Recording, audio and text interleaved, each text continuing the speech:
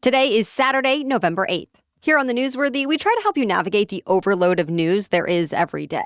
We use our journalistic backgrounds and pull from a variety of credible sources for each story.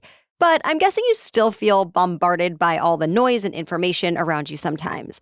And especially for teens, it's not always easy to figure out what's real, honest, and fair, and what's fake, malicious, or biased. In fact, this week, a new survey is raising some alarm bells about how teens view the news and how that might make them more susceptible to misinformation and conspiracy theories. The News Literacy Project found many teens don't have a clear idea of how true journalism works on a daily basis and who they can trust.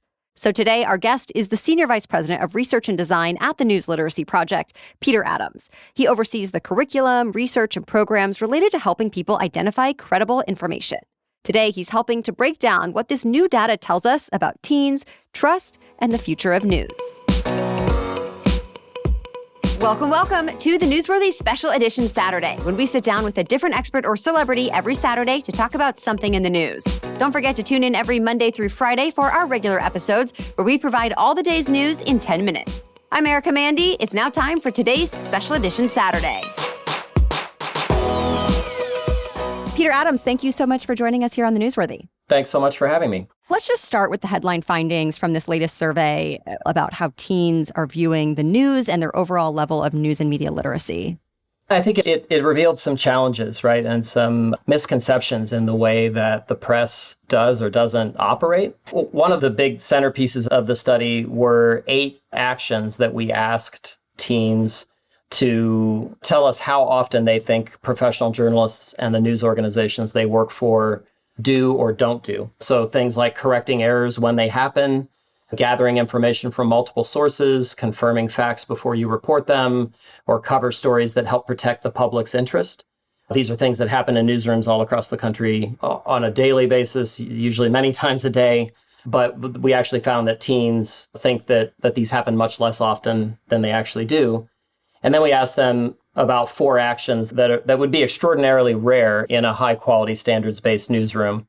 For example, giving advertisers special treatment in coverage, or making up details and making up quotes for sources, or paying and doing favors for sources in exchange for information, or intentionally taking photos or videos out of context and saying there's something they're not.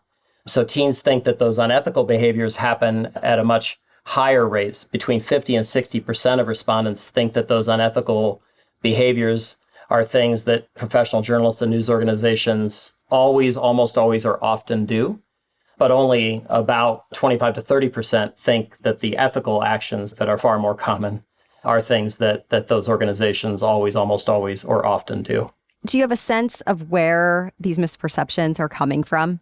We don't. We can speculate, right, and guess. I want to be clear, I don't think this is something we should point fingers at teens about. I don't think we should blame them for this. These kinds of misperceptions appear in popular discourse pretty regularly all over social media, even in entertainment media. Obviously, there is a lot of antipathy and hostility directed toward the news media. I think there has been for decades. People kind of love to hate the media and paint with that broad brush. So I think teens have picked up on that.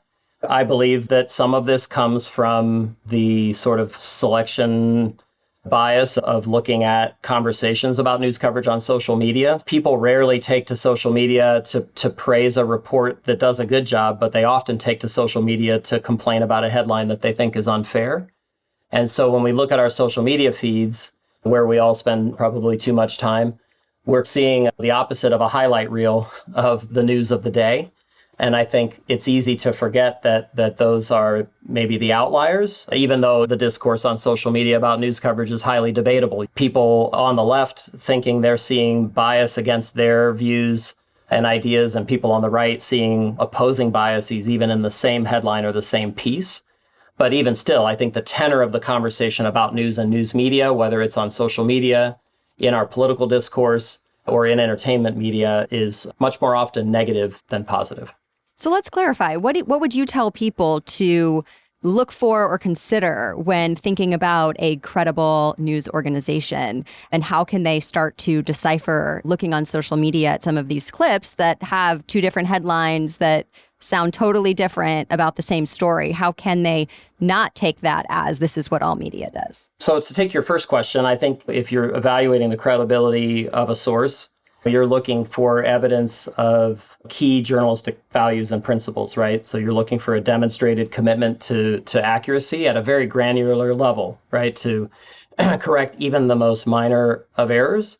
But you're looking for a demonstrated commitment to fairness, to being impartial, to providing you with the information you need to make up your own mind about a subject, to be accountable, to be independent of any kind of special interest, to put the public's interest and the reader's interest first or the audience's interest first.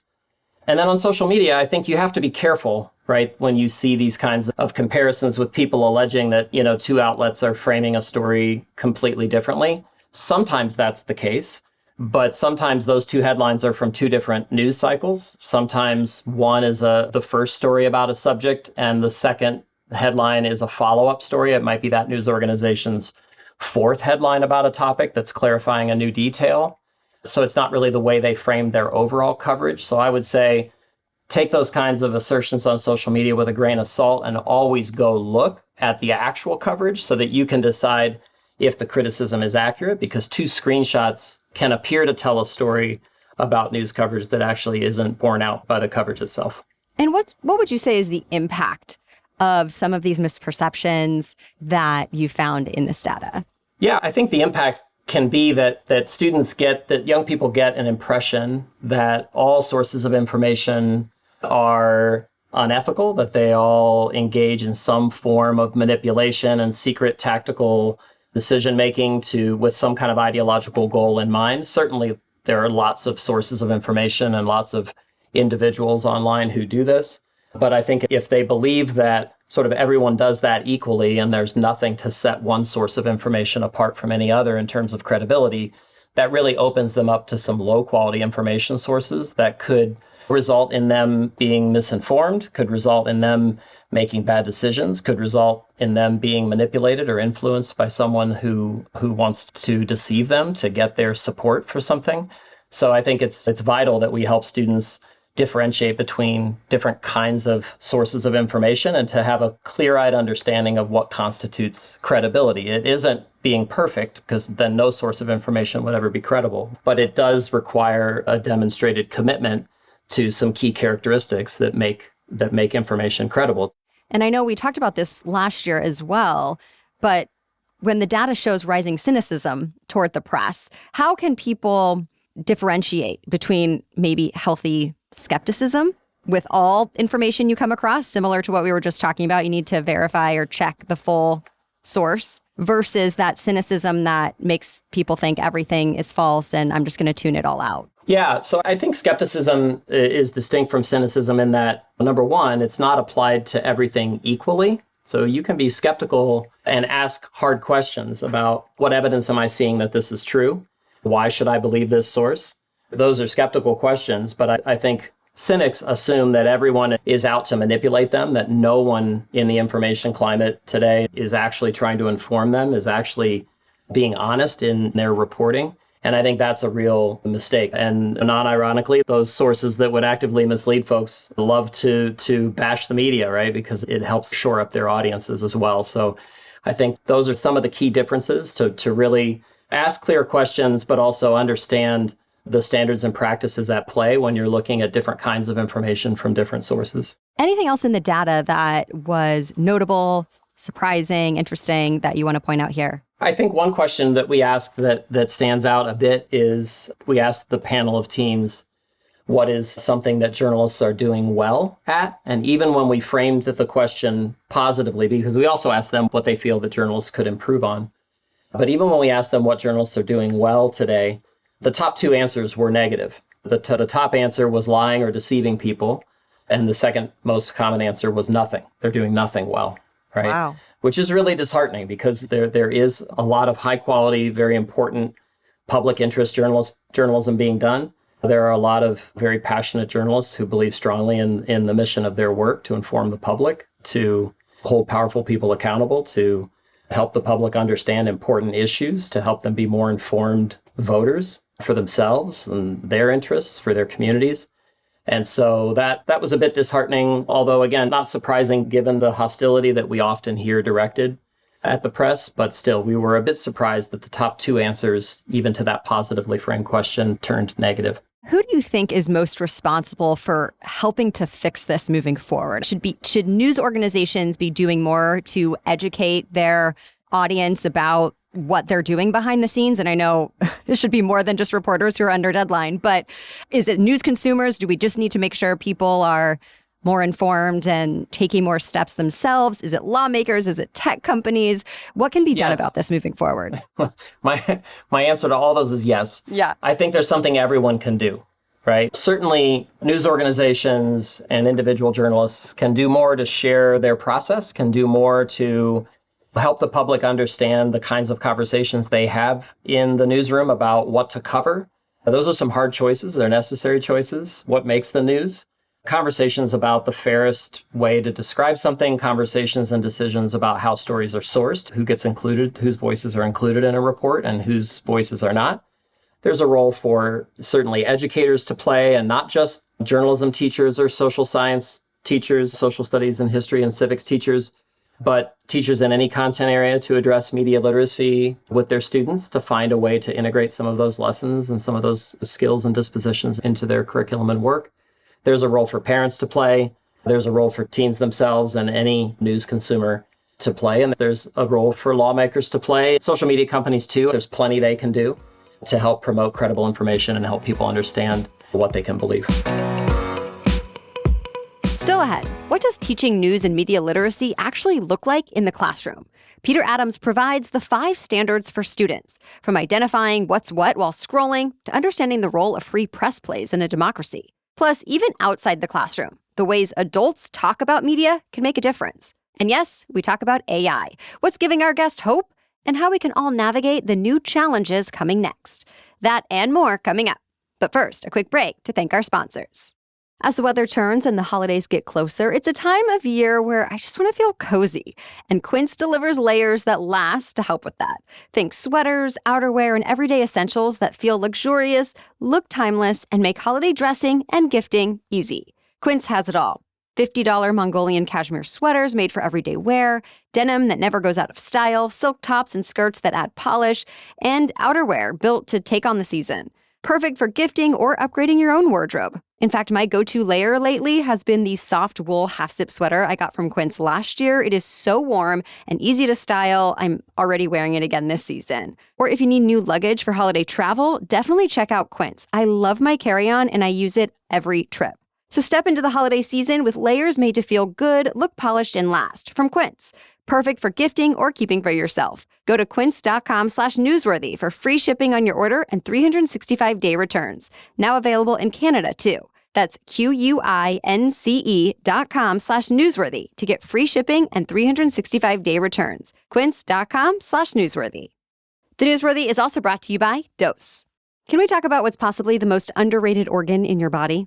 Your liver. It's doing over 500 functions every single day, filtering unwanted elements, supporting digestion, helping with energy, but we rarely think about it until something's wrong. So what if we actually supported it before problems started? That's what Dose for Your Liver is all about. It's a clinically backed liver health supplement that comes in a simple 2-ounce liquid shot, and honestly, it tastes like fresh squeezed orange juice. It's really good. Plus, there's 0 sugar, 0 junk, 0 calories, just clean plant-based ingredients designed to help your liver do its job. In double-blind studies, Dose was shown to support healthy liver enzyme levels, which means you're helping your body function at its best every day. So, ready to give your liver the support it deserves? Head to dosedaily.co/newsworthy or enter Newsworthy to get 35% off your first subscription. Your body does so much for you. Let's do something for it. That's dosedaily.co/newsworthy for 35% off your first month's subscription. Now back to my conversation with Peter Adams from the News Literacy Project.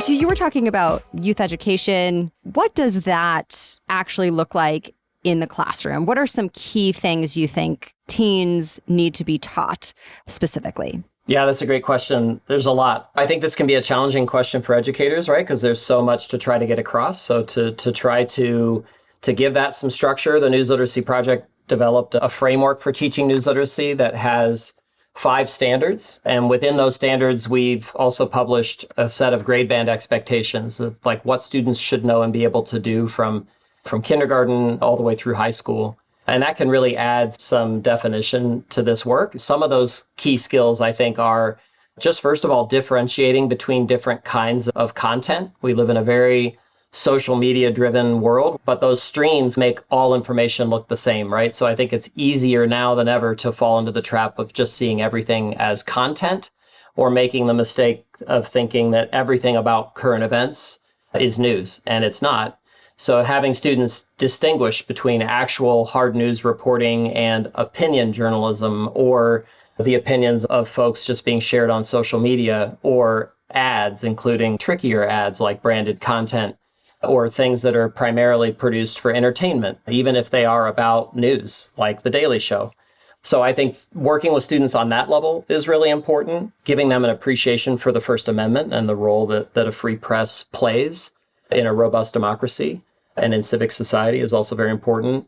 Helping them understand what the standards of quality journalism are and what those characteristics of credibility are is vital. Helping them recognize trends and patterns in viral misinformation is another big bucket that we tend to focus on. And I know we were talking before we got started about how important it is to recognize the good in quality journalism and not just talk about the skepticism that we all need to have when it comes to looking at all media and what we're seeing on social media. Can you talk about the difference there? Yeah, that's actually baked into one of our recommendations in the report, which is that educators need to be mindful of the need to present students with positive examples of journalism, exemplary pieces of journalism, at least as often as they present students with problematic examples of journalism. Looking at lapses in standards, looking at headlines that need to be fairer or are biased in some way, or that you believe are biased in some way, is really important. But so is appreciating high quality reporting, high impact investigative reports in your community that might expose practices that damage public health or corruption from a public official, and to appreciate the role that news coverage plays in holding those folks accountable. But yeah, I think that's vitally important. And if the only time students really think and talk about news coverage is to look at something that is presented to them as problematic, they may get the impression that all journalists do and the only thing news organizations really do is mess up or mislead or publish biased things. And that's just not an accurate reflection of the overall body of work coming from those organizations. Was AI in your findings at all? Because it's talked about so much today. And either way, how is AI changing the landscape when it comes to the news literacy that we're all going to need to have moving forward? We didn't ask any questions specifically about generative AI in this particular follow-up report, but we did in the original report that was published back in 2024 with the same group of teens. And we asked them to distinguish between 2 images and to try to figure out which one was an actual photo and which one was synthetic or AI generated. And they did pretty well. 69% could pick out the synthetic image of the 2 when paired together. That is a bit easier than picking out a synthetic image in your feed as you scroll through dozens or hundreds of images. But it was still heartening to see that. And maybe even more heartening, we did get in that original survey a clear indication that teens have a degree of skepticism toward these tools in terms of their accuracy. But I would say that the technology is maturing so rapidly, especially now with synthetic video rocketing across the internet, that it is representing a really large disruptive kind of sea change in how viral disinformation is being produced and published and circulated that we all need to help teens grapple with and understand. And do you think even adults are going to be able to differentiate an AI-generated video versus legit news video? No, for the most part, no. And I don't think it's fair to ask people to be able to just based on their senses. The technology's gotten so good that you can't literally tell the difference with the naked eye often. There are still some cues and clues that you can suss out and pick out depending on the quality of the AI video. But currently, like speaking today, 2025, there are tools that can make AI video that is absolutely realistic and I would say impossible for a non-expert to pick up on and tell the difference between that and an actual video. So you need a variety of skills and tools at your disposal. Certainly looking for visual cues and clues is one useful tactic and strategy, but that doesn't provide you with the answer, right? So you also need to look at the source that's publishing it. You need to know how to trace visuals back to their source. If you can, do a reverse image search, for example, and figure out if that's a real photo. To really ask questions for unattributed images, like where did this come from if it's a real photo?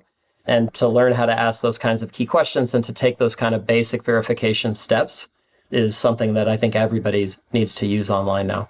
And I wonder if this will give news organizations a new role of help us decipher what is real or not.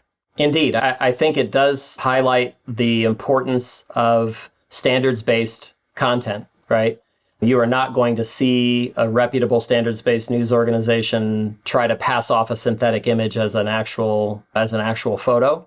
This is why news organizations verify the provenance of photos before they use them. If they didn't come from them, they use a wire service and they'll credit the photo and the photographer in the caption, or the photo agency like Getty that they got it from.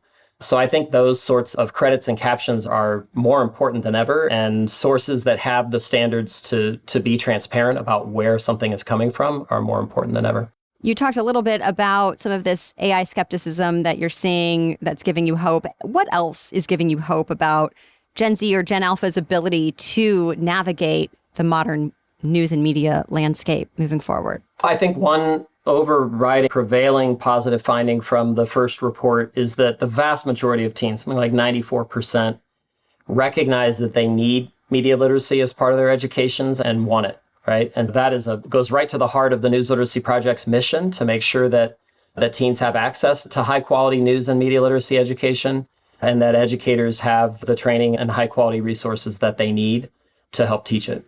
If there's one takeaway you want listeners to remember from our discussion today, what would it be? Holding news organizations accountable to their ideals is important work, no doubt, and helping students do that and young people do that as well is important. But to remember that you also have to appreciate when news organizations get it right and appreciate the role that they play in public life and in civic discourse. So there has to be a balance, and I think that can be easy to forget. It can be easy to take news reports that don't get anything wrong, that are informative and impartial and fair for granted, and to really only notice things that you have an issue with. And I think that would be a kind of grave mistake. And we're already seeing the disappearance of a lot of local news organizations. I think we've lost something like a third of American newspapers since 2005. And so if we don't have an appreciation for the role that these standards-based sources of local news play in our lives and in our communities, we could lose them. And I'm not sure that people fully understand what we lose when we lose local news as a source of information. Counties that have few or no local news organizations experience more political polarization, more corruption, even higher taxes and higher municipal costs. So I think people really need to recognize that and reflect on that in their attitudes about news coverage. Thank you so much to Peter Adams and the News Literacy Project. We'll link to the full survey results in today's episode notes on thenewsworthy.com. Just look for today's date. And be sure to check out the News Literacy Project for a wide variety of resources. Go to newslit.org. Educators can sign up for their weekly newsletter, The Sift. Parents can check out the monthly Scroll Smarter newsletter. And you can grab your kids or other family members to go through examples of viral misinformation with key news literacy takeaways at rumorguard.org. I highly recommend all of that information. And because we also feel passionate about this topic here at the Newsworthy, and Media Literacy Week just happened last month, we want to highlight a shorter one-page cheat sheet we've created for you to be a quick overview of the basics. It has 7 key questions to ask yourself to improve your news and media literacy. So grab 7 ways to check if news is biased or false by going to thenewsworthy.com/media literacy, and you'll get the download for free. That's thenewsworthy.com/media literacy.